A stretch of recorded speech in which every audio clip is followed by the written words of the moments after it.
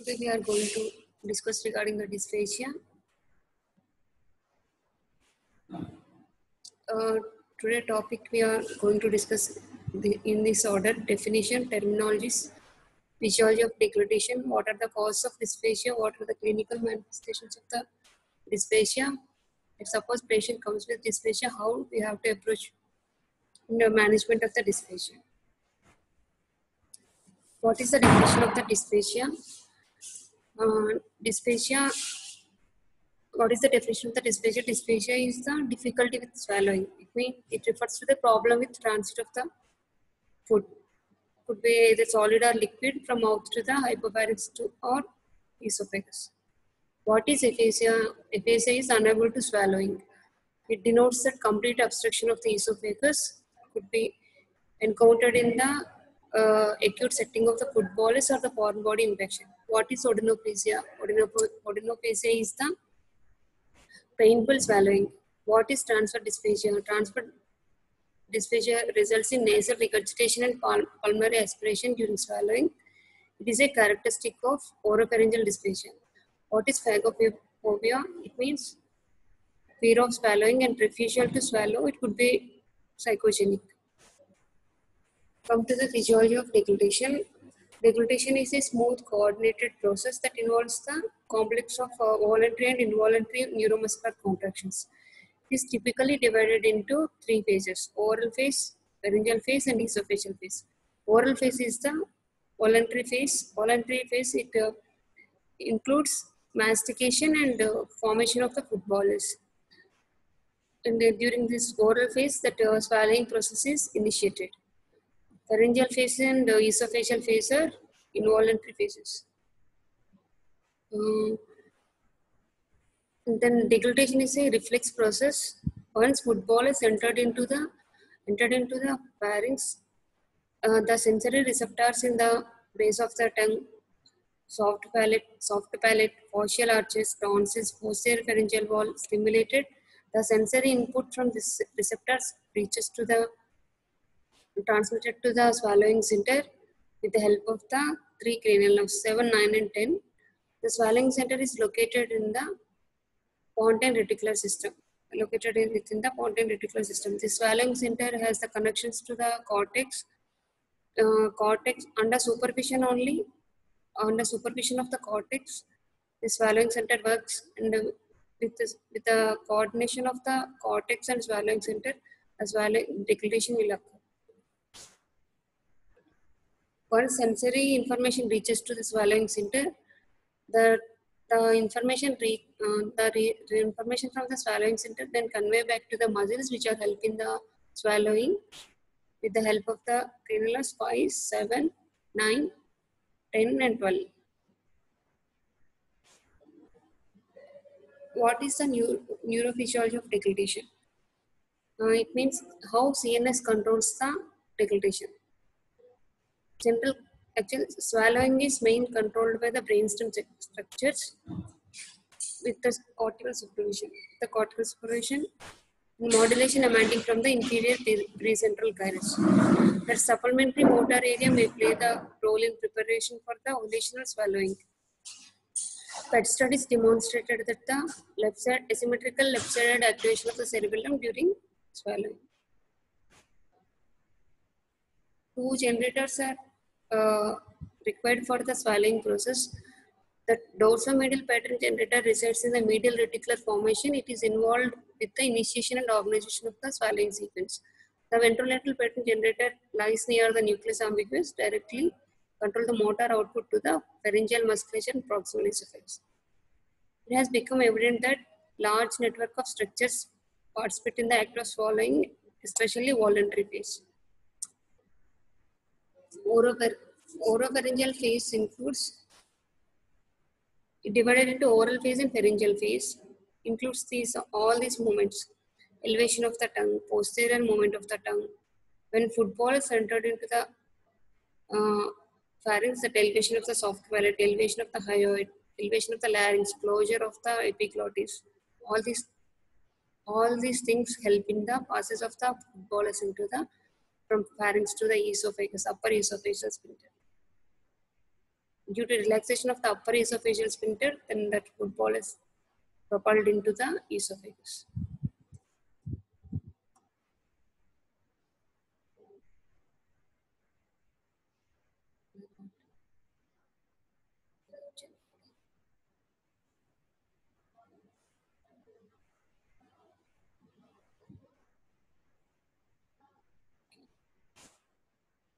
The elevation of tongue, posterior movement of the tongue, elevation of the soft palate occur during oral phase.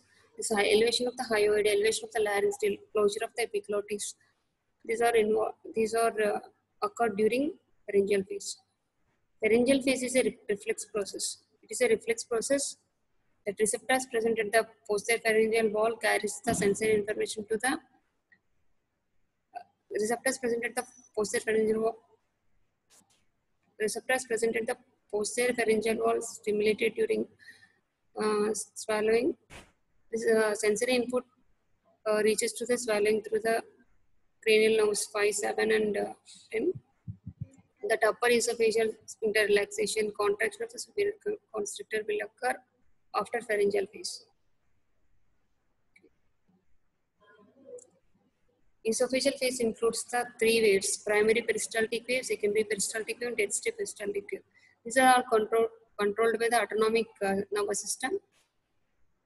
That includes sympathetic and parasympathetic nerves. That are that the primary peristaltic wave continuous wave of the pharyngeal phase, but secondary and tertiary peristaltic waves are controlled by the mesenteric and mind plexus that are present in the GA wall. What are the causes of dysphagia? Cause of dysphagia could dysphagia divided into structural dysphagia and propulsive dysphagia. What is structural dysphagia? Structural dysphagia is the structural dysphagia caused by the large footballers and due to narrow lumen. It is caused by the large footballers and narrow lumen. The propulsive dysphagia is caused by the abnormalities in the peristalsis, abnormality in the relaxation of the esophageal sphincters. So that oropharyngeal dysphagia again divided into structural and propulsive. Structural dysphagia causes are the Jenker's diverticulum, neoplasm, cervical ribs, cricopharyngeal bar, osteophytes, congenital abnormalities, post-head and neck surgery, chemotherapy, mucositis, radiation, corrosive injury, infection. This propulsive could be problem within the CNS, muscle, and neuromuscular junction. The propulsive dysphagia is caused by the abnormality in the peristalsis or the abnormality in relaxation of the esophageal sphincters. Neurogenic causes are the CVA. That deglutition is controlled by the cortex. So if any problem with the brainstem and cortex, it leads to the neurogenic dysphagia. Cause of neurogenic dysphagia: CVA, Parkinson's disease, amyotrophic lateral sclerosis, brainstem tumor, GBS, Huntington's chorea, post-polio syndrome, multiple sclerosis, and cerebral palsy. What is myogenic dysphagia? Myogenic dysphagia problem within the muscle or neuromuscular junction. Causes are myasthenia gravis, polymyositis, mixed connective tissue disorders, oculopharyngeal muscular dystrophy, paraneoplastic syndromes, and myotonic dystrophy, sarcoidosis. Esophageal dysphagia. Esophageal dysphagia again divided into structural and propulsive. Suppose patient come with unable to swallow solid foods, would be due to structural dysphagia. Structural dysphagia again divided into four types: that intermittent dysphagia, progressive dysphagia, variable dysphagia, and odynophasia. What are the causes of odynophasia? That pill esophagitis, infectious esophagitis, caustic injury, chemotherapy, sclerotherapy, Crohn's disease, Behçet's, lichen planus.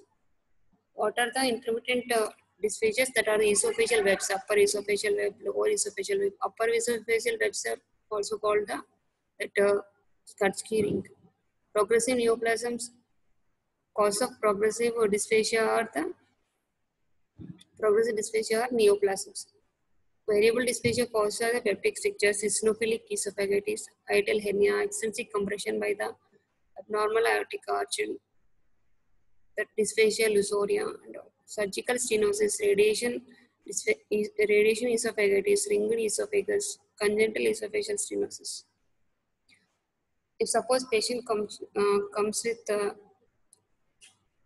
dysphagia to solid, both solids and liquid, could be a propulsive dysphagia. Motility disorders, these are eclasia, diffuse esophageal spasm, scleroderma.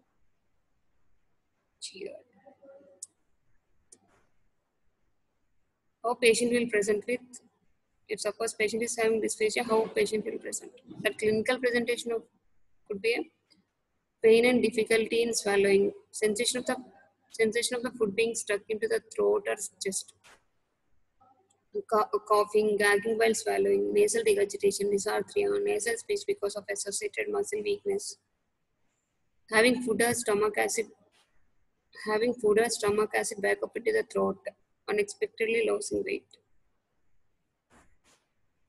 How we have to approach? If suppose patient comes with clinical manifestations of the dysphagia, difficulty transferring food through the mouth, immediate difficulty, repetitive swallows, coughing, choking, nasal regurgitation, suggestive of oropharyngeal dysphagia. It could be a structural and propulsive. Food sticking after swallow, neck and retrocysternum, delayed onset. Maneuvers may relieve the dysphagia, may be painful. Suggestive of esophageal dysphagia. If solid dysphagia to solid food only, it could be a mechanical or structural. Dysphagia, so dysphagia to both solids and liquids, it could be a propulsive, neurogenic, or neuromuscular.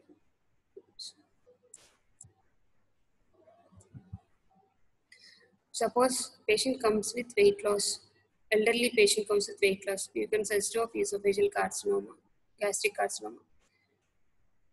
And then if suppose patient with weight loss and with regurgitation, you can suspect eclasia cardia.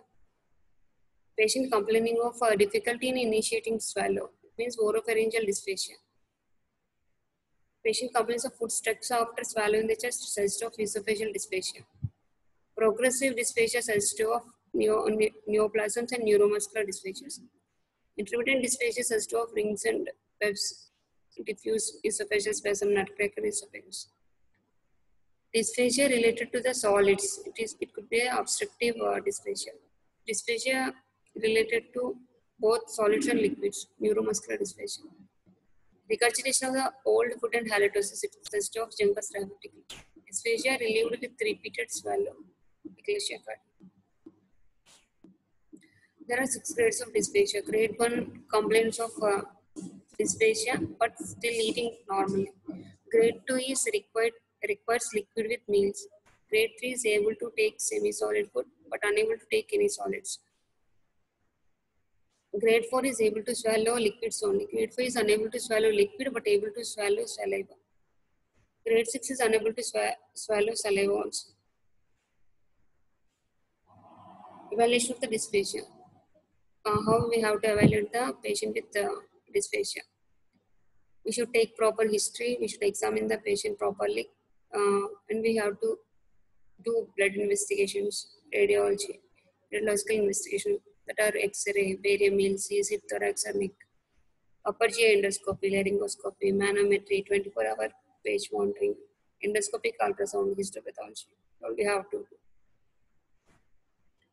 What history we have to ask if patient present with dysphagia? If suppose patient comes with coughing, choking, with swallowing, excessive tongue movement or spitting food out of the mouth, and pocketing of the food in the mouth, prolonged time to eat or reluctant to eat, hoarseness of the voice, nasal regurgitation, difficulty in initiation of the swallowing, food sticking in the throat, siluria, these are suggestive of oropharyngeal dysphagia. Suppose patient comes with these symptoms, that sensation of the food sticking in the chest or throat, symptoms of the GERD, including heartburn, belching, sore regurgitation, water brush. Then other associated factors or symptoms of dysphagia include the following: that a change in dietary habits, recurrent pneumonia, generalized weakness. All these are suggestive of esophageal dysphagia. Clinical examination. Clinical examination includes complete head and neck examination, inspection of the oral cavity, dentition, inspection of the oropharynx, direct laryngoscopy, nasolaryngoscopy, cranial nerve examination. In case of neurogenic causes, we should examine that 5, 7, 9, 10, 12 cranial nerves is mandatory. Neck for lymph nodes, neck examination for the lymph nodes, neck masses, thyroid enlargement, knee laryngeal crepitus, integrity of the laryngeal cartilages. We have to see. We have to, if suppose patient comes with foreign body injection, we have to take the X-ray chest and neck. This X-ray chest and neck suggestive of foreign body injection, that is dentures and pin. Barium swallow. Barium swallow very useful in case of diverticulum, that eclasia cardia, diffuse esophageal spasm, all those things. We should evaluate properly with the barium swallow. These images suggestive of first image suggestive of epiphrenic diverticulum. Second one is juncus diverticulum. So the esophageal diverticulum and there is nutcracker esophagus. Eclasia cardia, that barium swallow signs are sigmoid esophagus and Birdwig sign.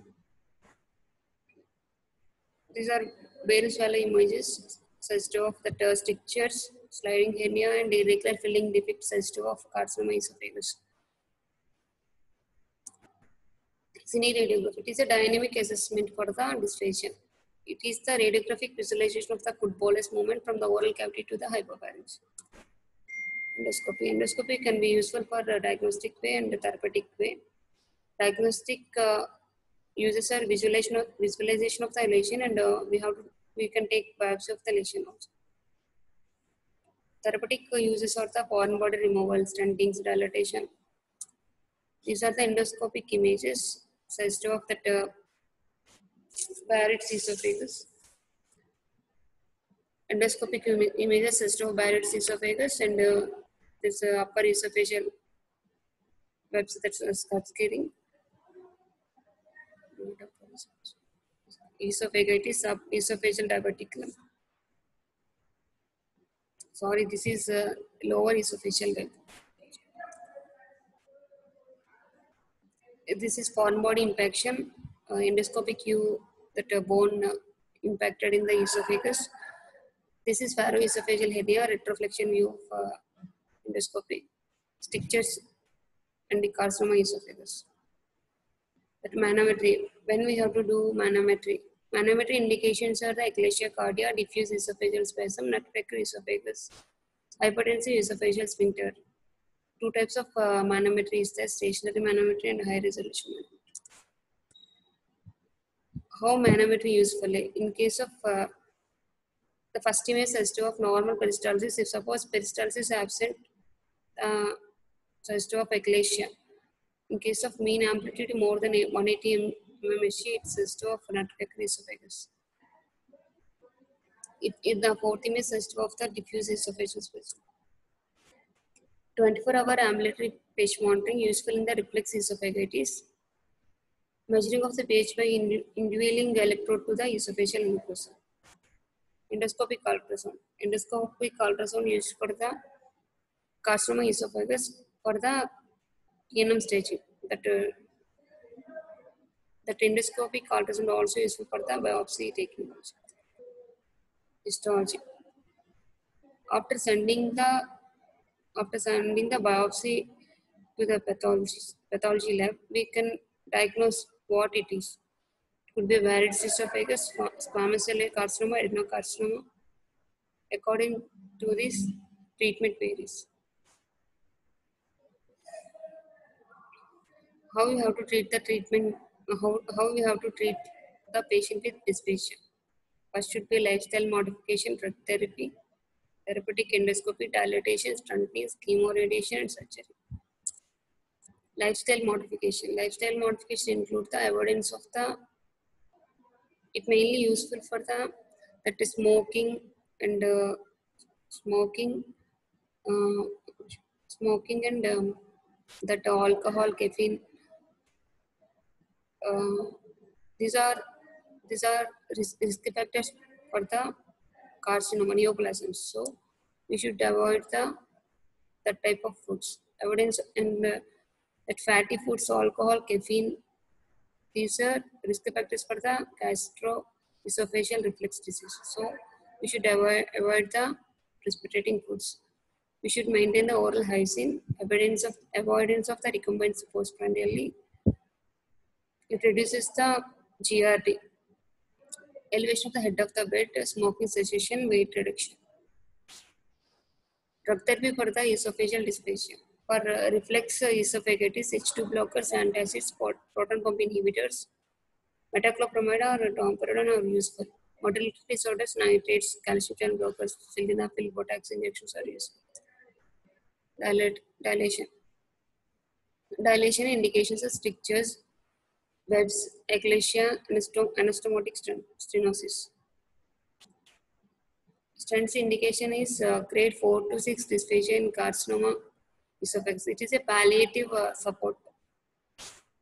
Chemoradiation. Chemoradiation indications for the carcinoma esophagus, grade 1 to 3 dysphagia in case of carcinoma esophagus, grade 4 to 6 dysphagia in case of carcinoma esophagus. Surgery. Surgery we can do for the, if suppose any diverticulum is there, we can do diverticulotomy plus diverticulotomy plus myotomy. In case of Junker's diverticulum, we can do cricopharynx muscle, that muscle myotomy we can do. Myotomy we can do for motility disorders and neuronal dysphagia. Fundoplication we can do for reflex esophagitis. Hernia repair for the hiatus hernia. Esophageal resection and reconstruction for the malignancy, long-standing eclasia, and caustic injuries. These are the surgeries for the some of the causes of dysphagia. Dysphagia, we have to first rule out whether it could be, it is a structural or propulsive. Or if suppose structural, how, what is the reason for that structural dysphagia? We should find out and we should treat the underlying cause.